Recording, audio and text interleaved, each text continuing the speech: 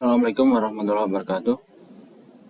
Pada kesempatan hari ini saya akan melanjutkan pembahasan mengenai Arba'in Atfal atau 40 hadis untuk anak-anak ya. Dalam arti 40 hadis ini sebenarnya tentu untuk semua yang menerima hadis tersebut ya, atau maksudnya untuk sabda Nabi untuk pengikut beliau ya. Tapi karena penyusun buku ini memilih-milih beberapa hadis pendek ya yang mudah-mudah, itu dalam kerangka taklim atau tarbiyat untuk kaum anak-anak ya, karena hadis tersebut pendek, ringkas dan mudah ya. Bukan berarti selain anak-anak itu tidak boleh mendengar atau menyimak hadis ini. Jadi sekali lagi saya tegaskan bahwa hadis Nabi SAW tentu untuk semua orang ya, khususnya Nabi tujukan untuk para pengikut beliau semuanya ya, baik dewasa atau remaja atau anak-anak ya. Tapi penyusun buku ini memilih beberapa hadis ringkas yang kalimatnya pendek dalam kerangka taklim atau pembelajaran untuk atfal ya, atau anak-anaknya. Arba'in Atfal seri yang kedua membahas hadis-hadis ringkas dan pendek. Saya mulai lagi membahas mengenai kata pengantar dalam buku ini, di mana penyusun buku ini mengutip salah satu hadis yang bunyinya sebagai berikut. Dan sebelum saya bacakan hadisnya, saya berselawat dulu ya. Allahumma sholli ala Muhammadin wa ala ali Muhammadin kama shallaita ala Ibrahim wa ala ali Ibrahim innaka Hamidum Majid. Allahumma barik ala Muhammadin wa ala ali Muhammadin kama barakta ala Ibrahim wa ala ali Ibrahim innaka Hamidum Majid. Hadis tersebut ialah man taraka arba'ina haditsan ba'da mautihi fahuwa rafiqi fil jannah. Barang siapa yang meninggalkan 40 buah hadis ya setelah dia wafat, maka dia akan menjadi temanku di surga ya.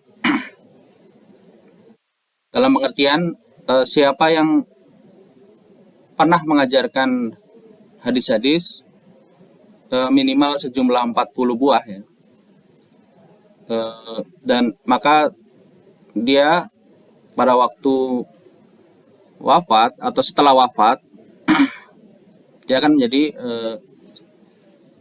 sahabat Nabi di surga ya, atau akan masuk surga ya, dan menjadi rafiq ya, atau sahabat atau teman dari Rasulullah SAW. Setelah saya cari-cari ya sumber hadis ini, ternyata saya temukan dalam kitab Kanzul Umal ya, karya Al-Muttaqi Al-Hindi, juz yang ke-10 halaman 226 ya, 226. Hadis ini bernomor 29.192 ya. Dan hadis ini ternyata asalnya dari Ad-Dailami ya, dan Ibnu Al-Jauzi. Ibnu Al-Jauzi ini adalah penulis dari Al-Ilal ya. Perawi dari hadis ini adalah Jabir bin Samurah. Jadi hadis mantaro ka arba'ina hadisan ba'da mautihi fahuwa rafiqi fil jannah ya, itu adalah hadis yang asalnya dari Ad-Dailami dan Ibnu Al-Jauzi dengan perawi Jabir bin Abdullah. Sebenarnya ada beberapa hadis yang menyebutkan mengenai 40 hadis ya di beberapa kitab ya. Sebagai contoh di Imam Nawawi ya, Arba'in Nawawi, di sana juga beliau menyebut mengenai hadis ya, 40 ya. Yang bunyinya ialah, barang siapa yang menghafal 40 hadis ya, barang siapa dari umatku yang menghafal 40 hadis yang berisi atau mengandung pembahasan mengenai perkara agama, maka Allah akan membangkitkannya di hari kiamat nanti bersama golongan para fuqaha dan ulama. Ini contoh hadis tentang 40 hadis ya.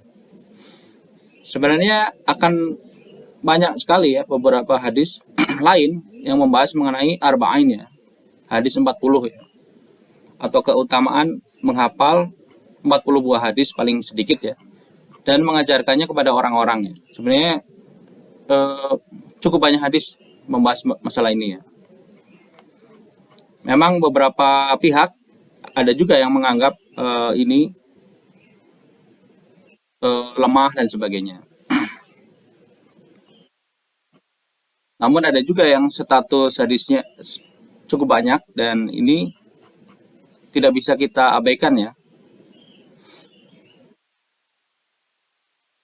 Contoh hadis lain ialah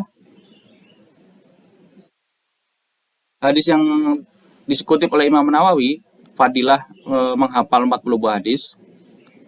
Itu juga ternyata diriwayatkan oleh Al-Ajuri ya dalam kitab Al-Arba'un ya. Ibnu Asakir juga mengutipnya juga Al-Arba'un Al-Buldaniyah. Dan ini riwayat dari Mu'az bin Jabal ya. Kemudian Salman ya, Salman Al-Farisi radhiyallahu ta'ala anhu juga meriwayatkan hadis 40 ya.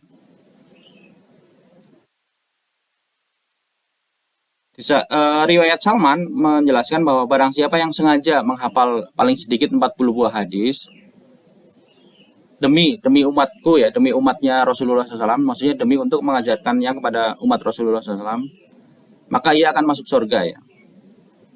Tentu di sini kalau urusan surga itu tidak hanya soal menghafal ya di sini, karena dalam bahasa Arab di sini man hafidho ya.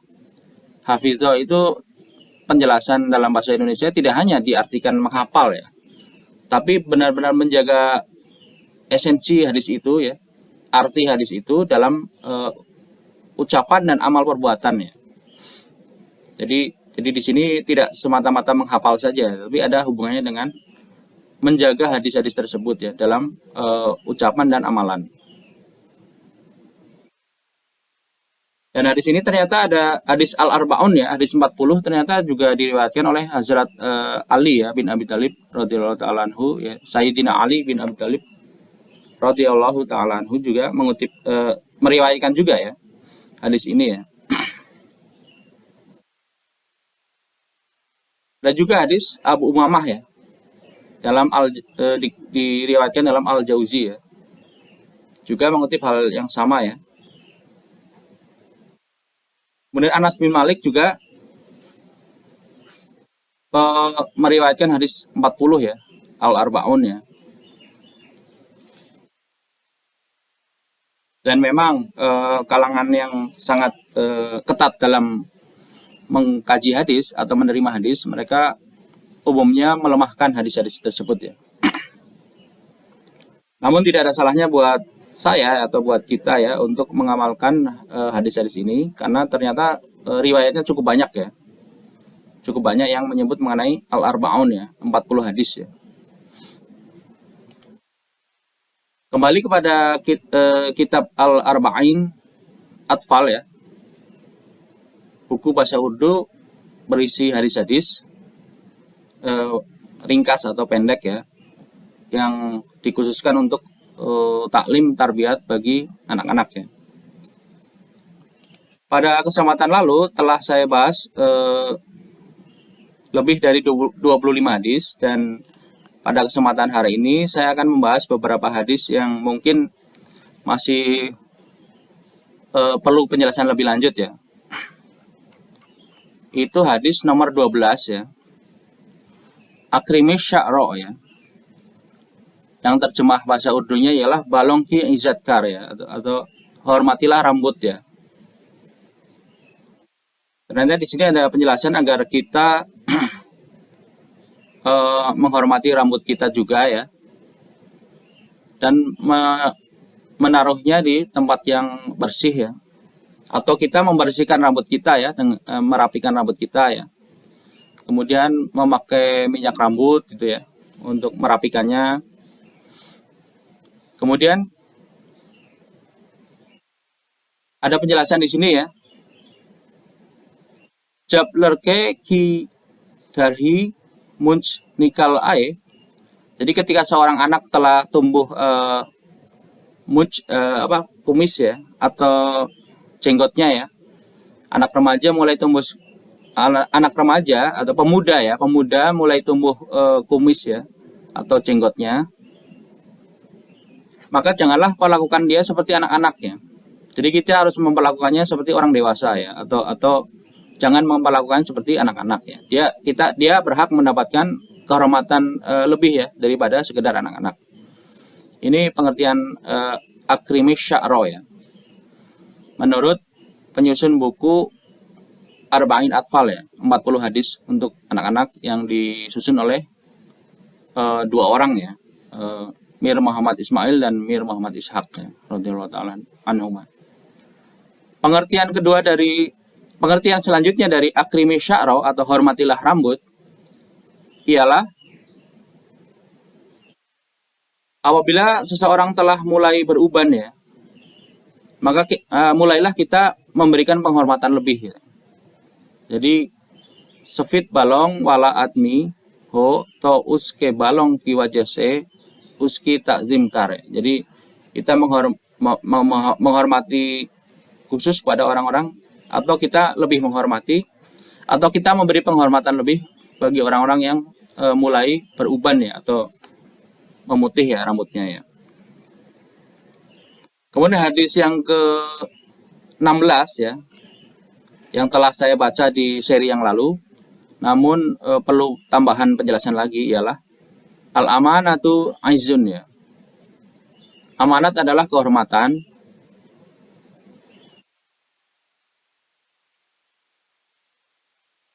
Itu di sini ada penjelasan bahwa orang-orang di dunia ini sangat menghormati para nabi ya. Dan kehormatan yang diterima oleh para nabi sebelum mendakwakan diri sebagai nabi ialah mereka orang-orang yang amin ya, orang-orang yang dipercaya ya. Jadi sebelum seorang nabi mendapat tugas kenabian atau disuruh atau diperintah oleh Allah Ta'ala ya, oleh Tuhan untuk mendakwahkan kebenaran atau kenabiannya, dia itu mendapatkan, para nabi ini sebelumnya pasti telah mendapatkan kehormatan sebagai orang yang jujur ya, orang yang bisa dipercaya. Setelah menjadi orang yang dipercaya atau terkenal atau dikenal sebagai orang yang dipercaya dan mendapatkan kehormatan karena kejujurannya, karena bisa dipercaya tersebut, barulah nabi atau rasul tersebut nantinya mendapatkan tugas kenabiannya dari Allah Ta'ala, dari Tuhan, lalu dia nanti bertablik atau berdakwah ya. Jadi status atau kehormatan pertama atau kehormatan awal dari seorang nabi adalah dia menjadi seorang yang amin ya, yang bisa dipercaya. Ini sesuai dengan salah satu ayat Al-Quran di mana ada seorang nabi yang menyampaikan, Inni lakum rasulun amin ya. Sesungguhnya aku adalah rasul yang bisa dipercaya. Di sini ada pengertian bahwa rasul tersebut adalah orang yang dipercaya sebelum dia dikenal sebagai seorang nabi atau rasul ya. Sebelum dia bertablik ya, dia dikenal sebagai orang yang punya sifat dapat dipercaya. Hadis yang ke-18 yang ingin saya ulang lagi atau tambah lagi penjelasannya ialah Bajilul masyaikh buzur gongki takzim karo ya. Hormatilah atau takzimlah kepada para buzuk ya, para sesepuh ya. Dikarenakan dia memiliki ilmu atau pengalaman yang pasti ada yang tidak dimiliki oleh orang-orang muda ya, atau orang-orang yang belum berumur ya. Hadis yang ke-19, ta'allamul yaqin ya. Belajarlah keyakinan ya. Ini telah saya jelaskan yang lalu ya. Ini saya kira tidak perlu banyak penjelasan lagi.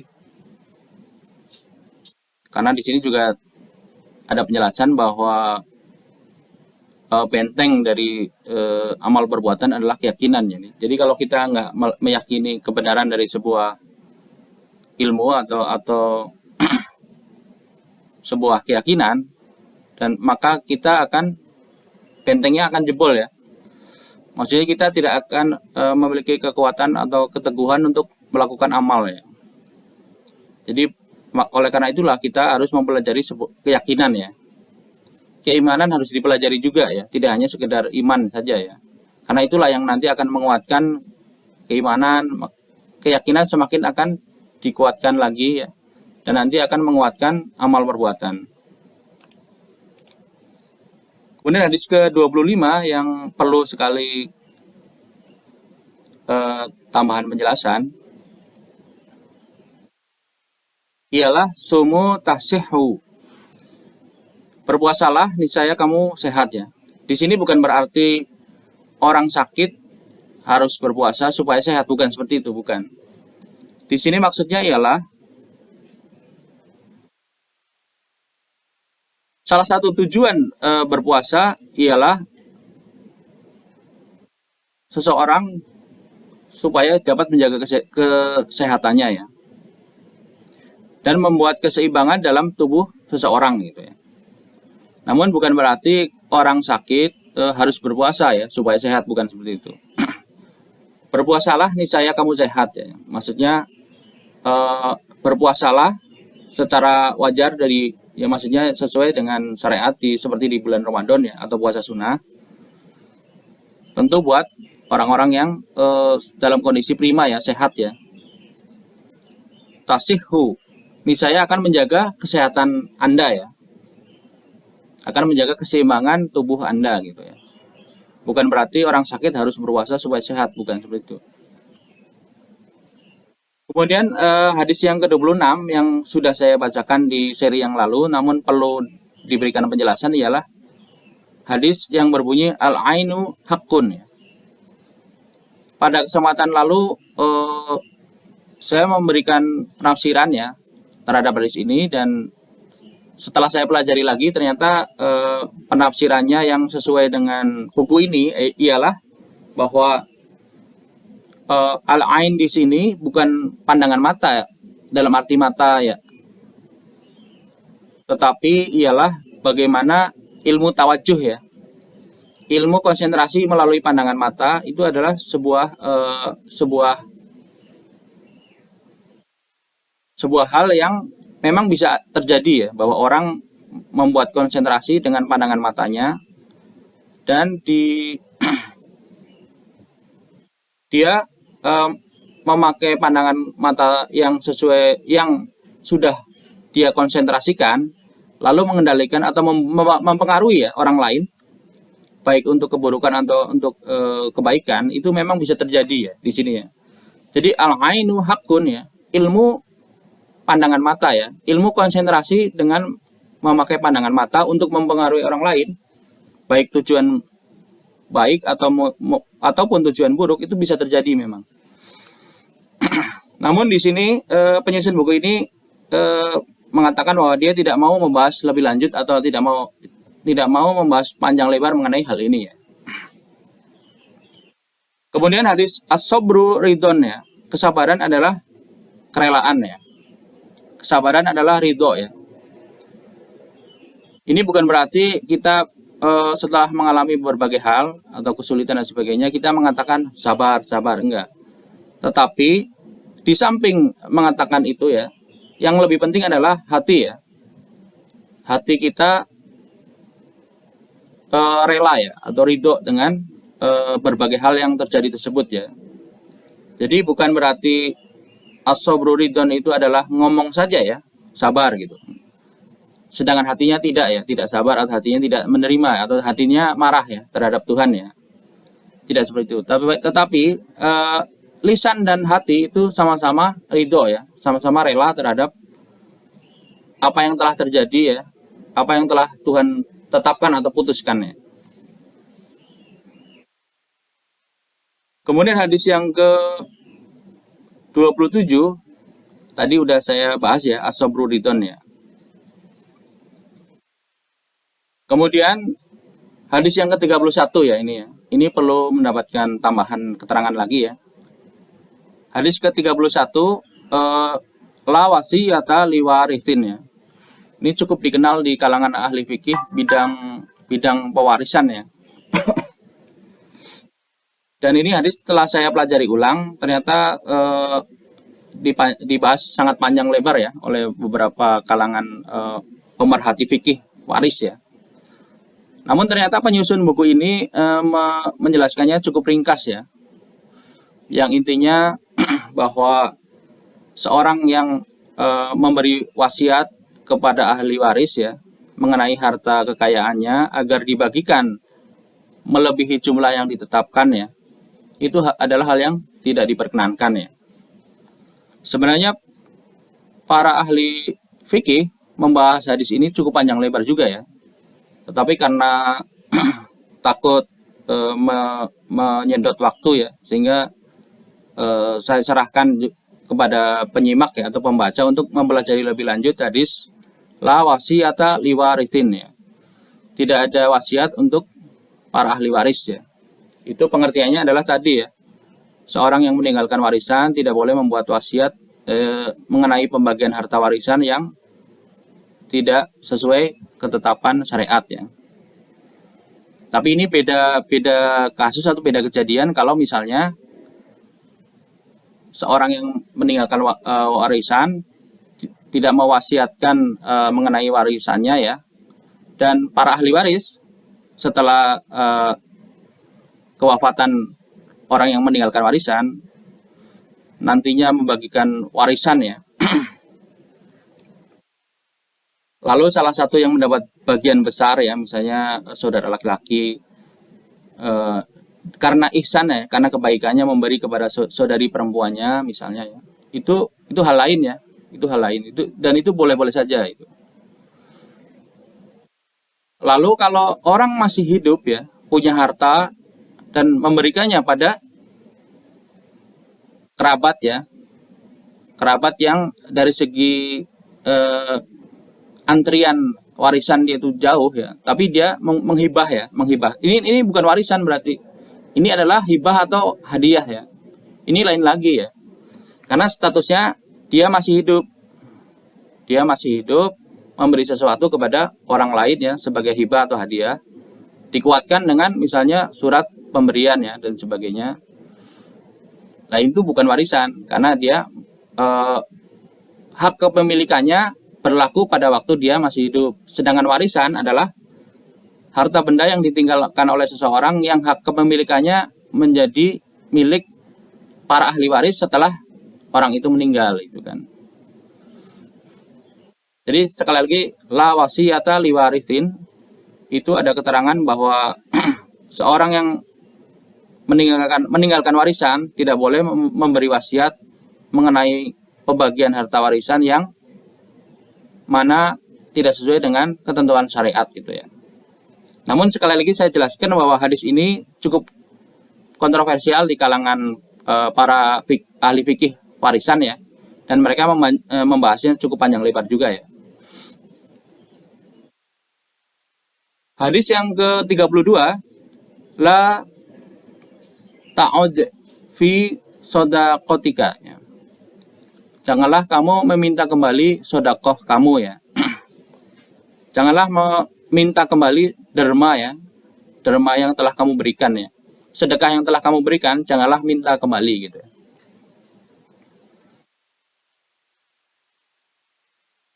Bukan hanya barang yang telah kita sedekahkan, harga barang yang telah kita sedekahkan lalu kita minta kembali lagi itu juga tidak boleh ya.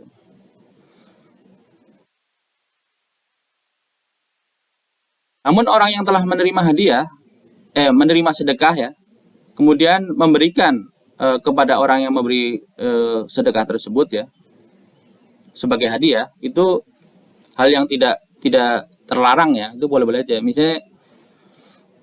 Misalnya dalam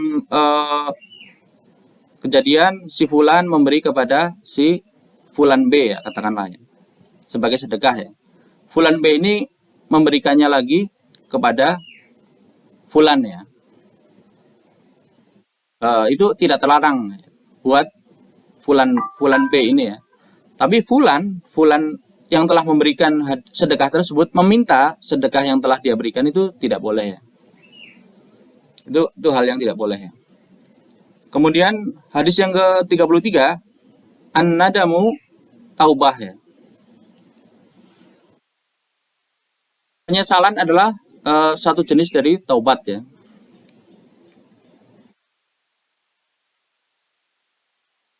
Bertobat hanya ucapan saja adalah hal yang lain ya. Tetapi bertobat yang sebenarnya ialah seseorang harus mengikutinya dengan rasa penyesalan ya dan rasa malu ya. Tapi kalau hanya mengucap taubat tanpa disertai rasa penyesalan dan malu, maka di sana tidak memenuhi jenis taubat ya. Taubat itu harus ada rasa penyesalan, ada rasa malu telah berbuat salah dan sebagainya. Hadis ke-34, ijtanibu kulla muskirin ya. Jadi hindarilah segala hal yang memabukkan ya. Karena ini kebiasaan yang tidak sehat ya, dan bisa menjadikan seseorang menjadi budak dari kebiasaan buruk ya. Juga merusak akal sehat ya. Hadis yang ke-35, la tatamannawul mauta. Janganlah engkau meminta mati atau janganlah engkau mengharap kematian ya. Sebabnya ialah kematian membuat mata rantai dari amal perbuatan kita berhenti ya, sehingga kemungkinan atau potensi kita untuk melakukan kebaikan juga berhenti ya.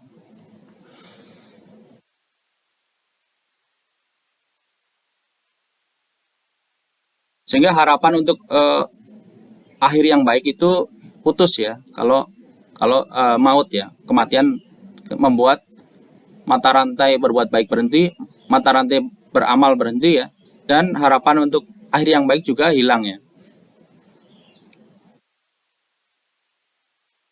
Mengharap kematian juga punya arti lainnya.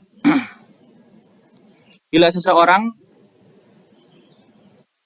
menolak nikmat-nikmat atau karunia-karunia dari Tuhan dan beranggapan seperti ini ya, Tuhan tidak pernah berbuat baik kepada saya itu.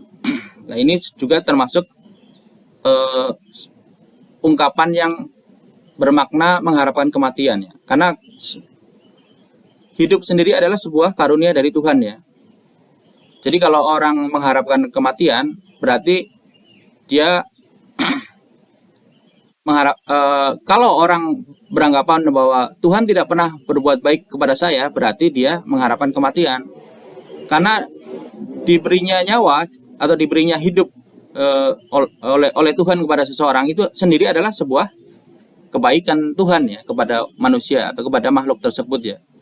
Jadi kalau manusia beranggapan Tuhan tidak pernah berbuat baik pada saya, itu berarti mengharapkan terputusnya kebaikan Tuhan kepadanya gitu kan. Jadi itu artinya mengharapkan kematian. Hadis yang ke-36, assalamu qoblal kalam. Sebelum berbicara sampaikanlah salam ya. Bad karne se pehle salam kar lia karo ya.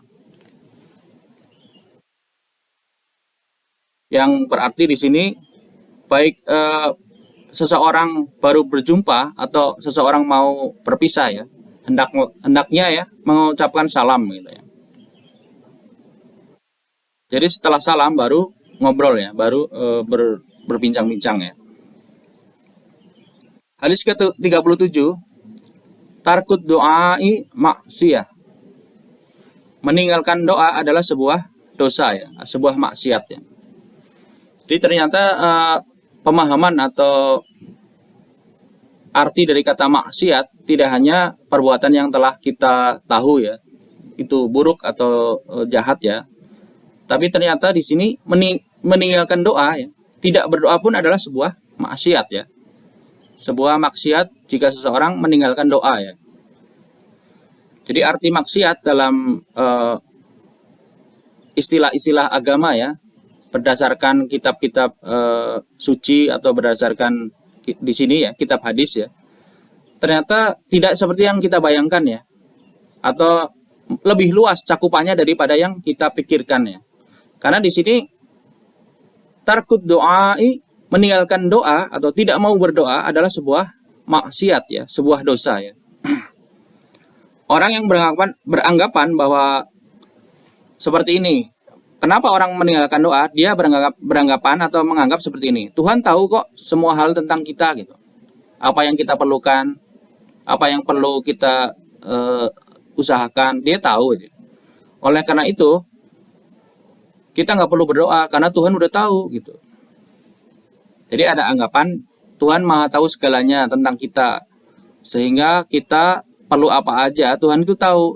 Sehingga kita nggak perlu berdoa. Nah, itu sebuah pemikiran yang maksiat ya. Pemikiran yang berdosa ya. Karena di hadis lain juga ada penjelasan bahwa doa itu adalah intinya ibadah ya. Hadis yang ke-23 di seri yang sebelumnya telah saya baca ya. Ad-du'a'u wal ibadah. Doa pada dasarnya adalah ibadat ya. Orang yang memisahkan antara ibadah dengan doa itu adalah orang yang sangat salah ya, sangat keliru ya. Karena dengan doa seorang hamba menjalin hubungan dengan Tuhannya ya. Karena itulah intisari dari ibadat adalah doa ya. Jadi doa dengan ibadat itu bukan hal yang terpisah ya. Dan bila ada orang yang memisahkan antara ibadah dengan doa, itu berarti orang yang sangat keliru ya. Karena dengan doalah jalinan ya, dengan curhat kita kepada Tuhan, dengan permohonan kita kepada Tuhan, itu adalah jalinan hubungan kita dengan Tuhan kita ya. Apabila itu dihilangkan, berarti ibadah atau intisari ibadah itu hilang gitu. Kemudian hadis yang ke-38, zin warjih ya. Timbanglah dan pilihkanlah ya. Ini hadis untuk para pedagang ya. Para pedagang itu kadang-kadang ngobrol atau menyampaikan soal kerugian ya. Wah, jangan segitu harganya, nanti saya rugi gitu ya. Di sini ada anjuran dari Rasulullah SAW supaya para pedagang ini lebih baik menjelaskan kebaikan-kebaikan dari barang-barangnya ya, memilihkan mana yang baik dari barang-barang dagangannya dan menjualkannya kepada pembeli. Bukan menyebut-nyebut mengenai kerugian gitu ya. Ini luar biasa ini sabda beliau SAW. Hadis yang ke-39, ittaqullaha fin nisa'i. Bertakwalah kepada Allah dalam hal kaitannya dengan kaum perempuan ya. Takutlah kepada Allah ya dalam hal kaitannya dengan kaum perempuan. Sebabnya ialah di sini ada penjelasan kaum perempuan adalah kaum yang kamzur ya, kam ilm ya. Or mahkum he. Jadi lemah ya. Dari 1-2 segi itu lemah ya dibanding kaum pria. Kemudian kurang ilmu ya. Dan dalam kondisi di bawah perintah kaum laki-laki ya. Takut kepada Allah ialah supaya kita menjaga hak-hak mereka ya. Kemudian hadis yang ke-40 ialah tolabul halali jihadun.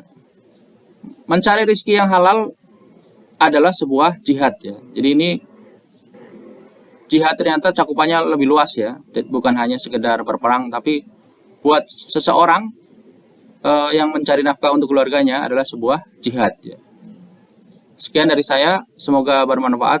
Wa akhiru da'wana anil hamdulillahirabbil alamin. Wassalamualaikum warahmatullahi wabarakatuh.